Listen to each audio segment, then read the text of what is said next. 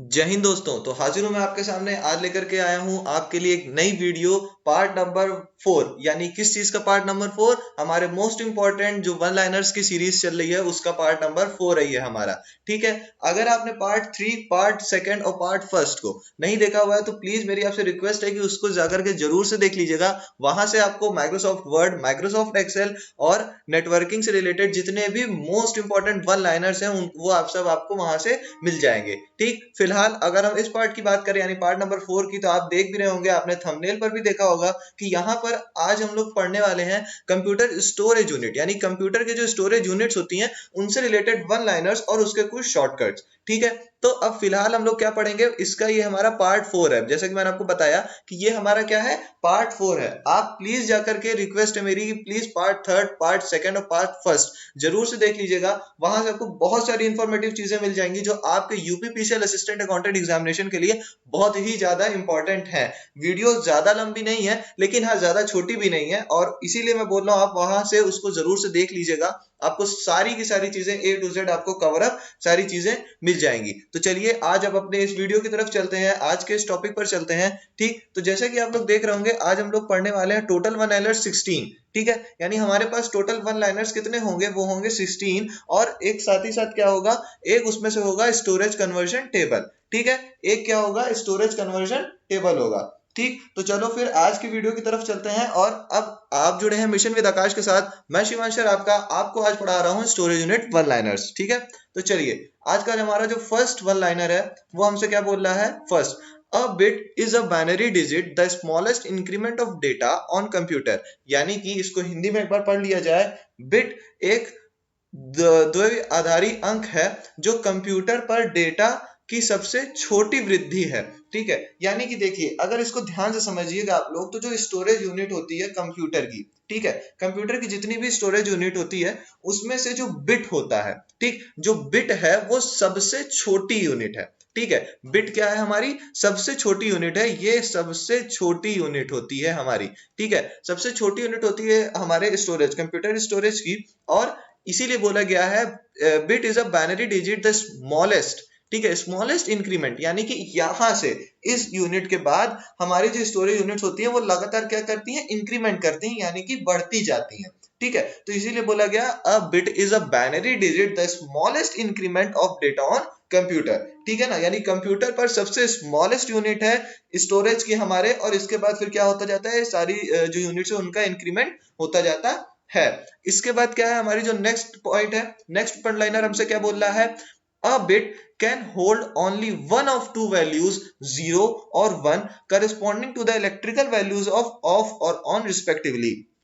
बहुत ही अच्छा पॉइंट है और इंपॉर्टेंट पॉइंट है भाई। ठीक है, क्या बोल रहा है हमसे, एक बिट दो मानों में से केवल एक को धारण कर सकता है, 0 या 1, क्रमशः ऑफ या ऑन के विद्युत मूल्यों के अनुरूप। ठीक है, तो देखो यहां पर क्या है कि ध्यान से समझना है इस चीज को।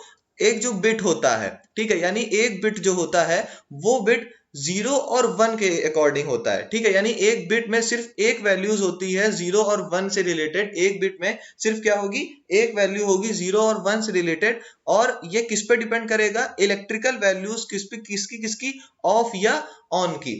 ठीक है, देखो अब ध्यान से समझना है इस चीज को। जैसा कि अब हम लोग देख रहे हैं कि जो अभी हम लोग बिट के बारे में पढ़ रहे हैं, ठीक, तो बिट में सिर्फ एक वैल्यू होगी, या तो 0 होगी, ठीक, देखो लिखा है ना वन ऑफ टू वैल्यूज, जो हाईलाइटेड है उसको ध्यान से पढ़ना।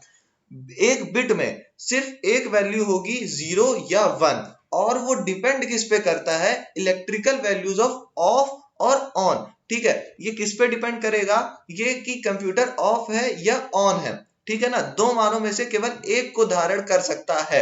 0 और 1 में से सिर्फ एक को वो लेगा, एक को होल्ड करेगा, और ये डिपेंड किस पे करता है, इलेक्ट्रिकल वैल्यूज पे, ऑफ या ऑन। अगर वो ऑफ है, ध्यान से समझना, अगर वो ऑफ है तो वहां पर 0 होगा, और अगर ये ऑन है तो यहां पर 1 होगा।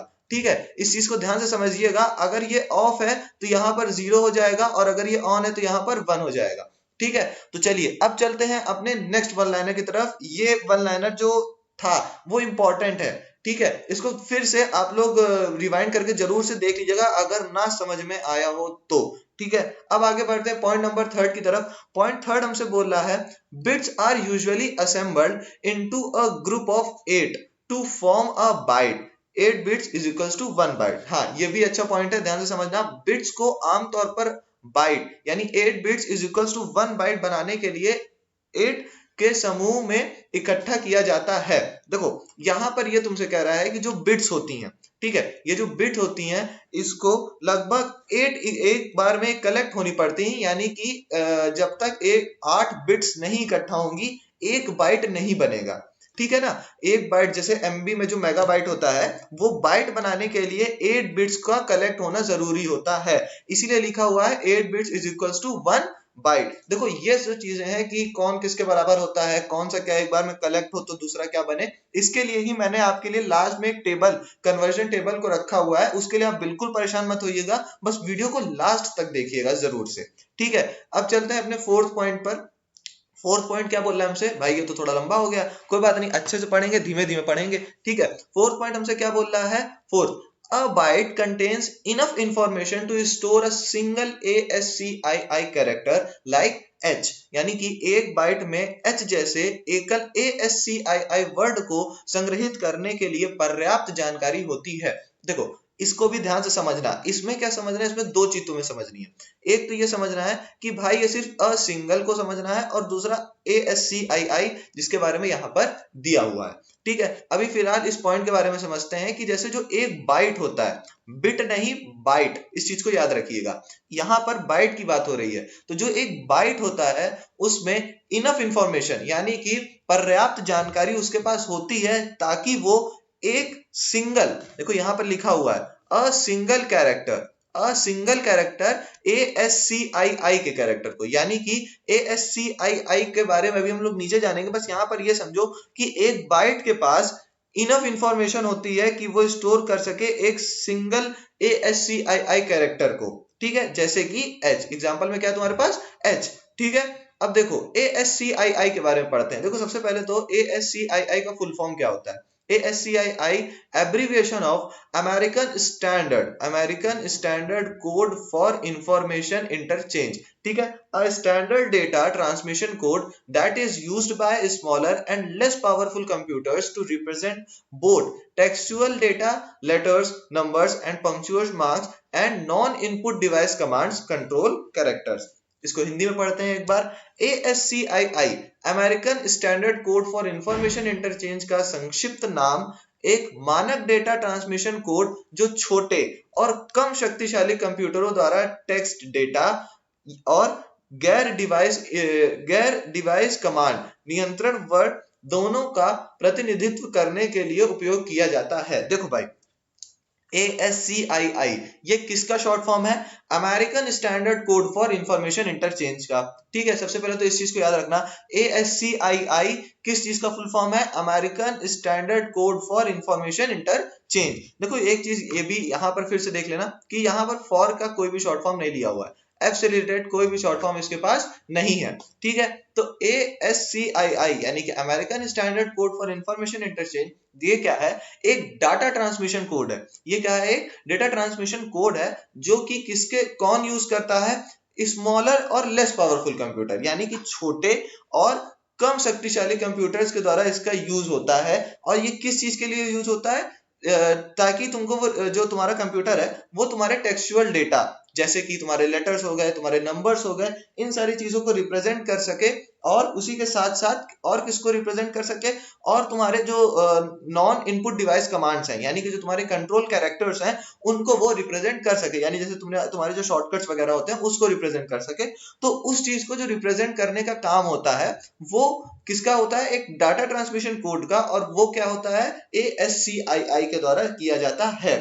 ठीक है, बेसिकली ओवरऑल ये तुम्हारे मेन चीज क्या है यहां पर जानने वाली कि ASCII का फुल फॉर्म क्या होता है, और एक बाइट में कितने ASCII कैरेक्टर तुम्हारे स्टोर होते हैं। तो देखो ASCII का फुल फॉर्म होता है American standard code for information interchange, और एक बाइट में सिंगल कैरेक्टर यानी ASCII के सिंगल कैरेक्टर को स्टोर करने के लिए इनफ इंफॉर्मेशन होती है। ठीक है, अब आगे बढ़ते हैं पॉइंट नंबर 5 की तरफ। पॉइंट 5 हमसे क्या बोल रहा है, computer storage and memory are measured in megabytes and gigabytes, यानी कंप्यूटर स्टोरेज और मेमोरी को मेगाबाइट्स एमबी और गीगाबाइट जीबी में मापा जाता है। देखो ये भी अच्छा पॉइंट है। इसमें ये बताया कि जो हमारे कंप्यूटर्स होते हैं वो क्या होते हैं कि उनकी अगर हमें स्टोरेज, ठीक है ध्यान से देखना इस चीज को, स्टोरेज अगर मेजर करनी हो या उनकी मेमोरी मेजर करनी हो, ठीक है स्टोरेज मेमोरी मेजर करनी हो या फिर मेमोरी मेजर करनी हो, वो किस में मेजर होती है, एमबी में या फिर जीबी में। ठीक है, यानी कंप्यूटर स्टोरेज और मेमोरी को मेगाबाइट्स एमबी और गीगाबाइट जीबी में मापा जाता है। अगर हमें कंप्यूटर की स्टोरेज और उसकी मेमोरी को मेजर करना है तो हम किस में मेजर करेंगे, एमबी और जीबी में। ठीक है, अब आगे बढ़ते हैं पॉइंट नंबर 6 की तरफ।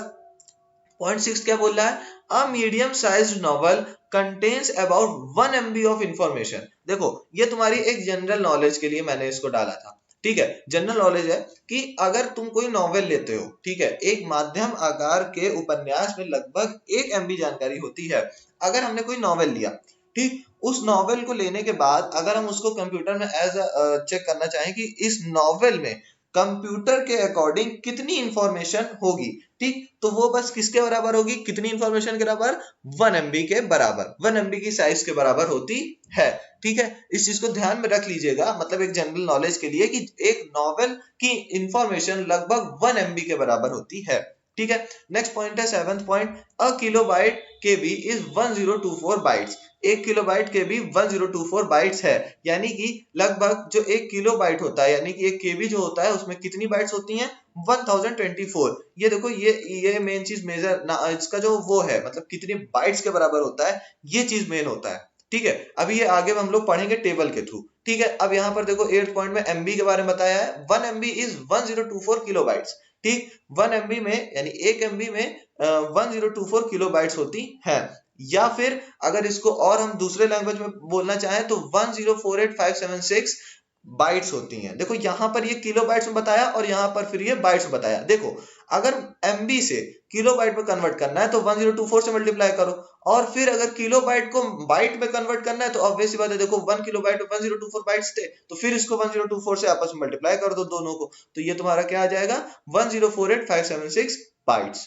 ठीक है, नेक्स्ट क्या है 9th, 1 GB इज 1024 MB, यानी 1 GB 1024 MB के बराबर होती है। 1 GB में 1024 MB होते हैं। अगर वहीं पे तुमसे पूछ ले कि 1 GB में कितना KB होता है तो ऑब्वियस सी बात है भाई 1024 इंटू 1024 KB। ठीक है, और अगर फिर तुमसे पूछ लिया कि 1 GB में कितने बाइट्स होते हैं तो फिर से 1024 से मल्टीप्लाई कर देना। ठीक है, अब आगे बढ़ते हैं next 10th point. 10th point हमसे क्या बोल रहा है, 1 GB is equal to 1073741824 bytes. देखो यही चीज मैं ऊपर बता रहा था, यही चीज देखो नीचे पॉइंट दे दिया। ठीक है, कि 1 GB में अगर तुमसे पूछ लिया कि कितने बाइट्स होते हैं तो तुम इसको याद कर लो 1073741824, यानी कि 1 GB में 1073741824, यानी 1024 का होल क्यूब बाइट्स के बराबर होता है।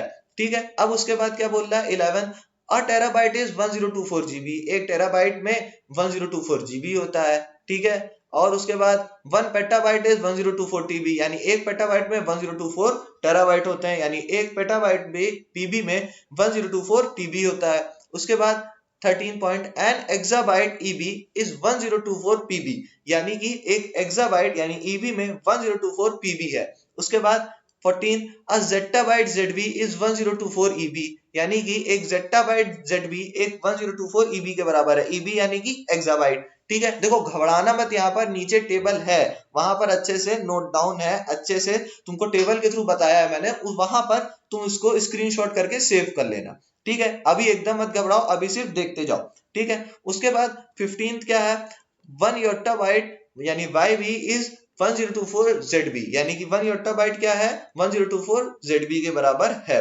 नेक्स्ट क्या है 16th, देखो 16th क्या बोल रहा है, if a broadband internet connection is advertised with a download speed of 3.0 Mbps, its speed is 3.0 megabytes पर सेकेंड। क्या बोल रहा है, यदि किसी ब्रॉडबैंड इंटरनेट कनेक्शन को 3.0 Mbps के डाउनलोड गति के साथ विज्ञापित किया जाता है तो इसकी गति 3.0 मेगाबाइट प्रति सेकंड है। देखो ध्यान से समझना इस चीज को, अगर कोई ब्रॉडबैंड इंटरनेट कनेक्शन, देखो सबसे पहले यहां पर देखना, ब्रॉडबैंड इंटरनेट कनेक्शन आज के टाइम पर बहुत फेमस है, जिसको कि हम लोग यूजुअली किस नाम से जानते हैं, वाईफाई के नाम से। ठीक है, लोग अपने घरों पर वाईफाई लगवा रहे हैं, एयरटेल एक्सट्रीम हो गया, आपका जियो फाइबर हो गया, ये सारी चीजें क्या आपको वाईफाई प्रोवाइड करती हैं, उन्हीं के बारे में बताया ब्रॉडबैंड इंटरनेट कनेक्शन। ठीक है, अब जो ब्रॉडबैंड इंटरनेट कनेक्शन होता है, अगर वो आपको एडवर्टाइज मतलब उसका जो एडवर्टीजमेंट हो रहा है, वो आपको किस नाम से एडवर्टीजमेंट हो रहा है भाई, कि हमारा जो ये ब्रॉडबैंड कनेक्शन है वो आपको 3 Mbps की स्पीड देगा, डाउनलोड स्पीड आपको कितनी देगा, 3 Mbps की आपको डाउनलोड स्पीड देगा। ठीक है, तो इसका मतलब क्या हुआ, Mbps का मतलब 3 मेगाबाइट्स पर सेकंड, यानी कि अगर आपकी कोई 3 मेगाबाइट की फाइल है, 3 MB की फाइल है, वो 1 सेकंड में डाउनलोड हो जाएगी। ठीक है, तो ये होती है हमारी स्पीड। ठीक है, 3 मेगाबाइट्स पर सेकंड की आपको वो स्पीड देगा। ठीक है ना, चलो अब यहां पर अपने जो वन लाइनर्स थे उनका समापन हो गया। ठीक है, यहां पर जो जितने भी हमारे वन लाइनर्स थे वो एंड हो गए। अब हम लोग यहां से क्या पढ़ेंगे, स्टोरेज यूनिट्स के कन्वर्जन टेबल। ठीक है, ध्यान से देखना, स्टोरेज यूनिट का कन्वर्जन टेबल। ठीक है, बहुत आसान है, एकदम घबराना नहीं। स्टोरेज यूनिट का कन्वर्जन टेबल देखो। ठीक है, देखो यूनिट कौन सी है, वो आपकी यहां पर लिखी हुई है, एब्रीविएशन और उसके बाद स्टोरेज। देखो जो यूनिट है वो क्या है, बिट। ठीक है, यूनिट क्या है, बिट है।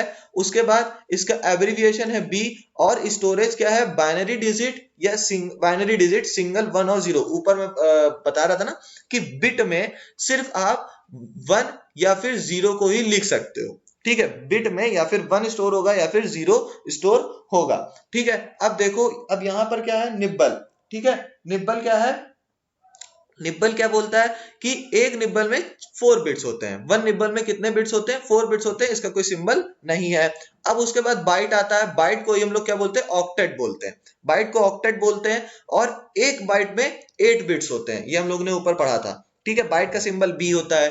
ठीक है, स्क्रीनशॉट लेते जाइएगा आप लोग को जहां पर अच्छा लगे। ठीक, उसके बाद देखो किलोबाइट, किलोबाइट का शॉर्ट फॉर्म क्या हुआ, केबी, और 1 किलोबाइट में 1024 बाइट्स होते हैं। अब यहां से देखिएगा आप लोग, सिर्फ अंतर आपको किसमें दिखेगा, डिफरेंस आपको 1 निब्बल और 1 बाइट में है, कि 1 निब्बल में 4 बिट्स होते हैं और 1 बाइट में 8 बिट्स होते हैं।